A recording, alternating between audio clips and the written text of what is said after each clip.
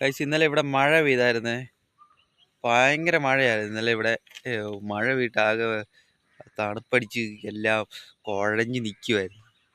അപ്പോഴത്തേക്കും രാവിലെ ചെറിയ നല്ലൊരു വെയിൽ കണ്ട് ഇപ്പം നല്ലൊരു ചൂട് കിട്ടി കേട്ടോ.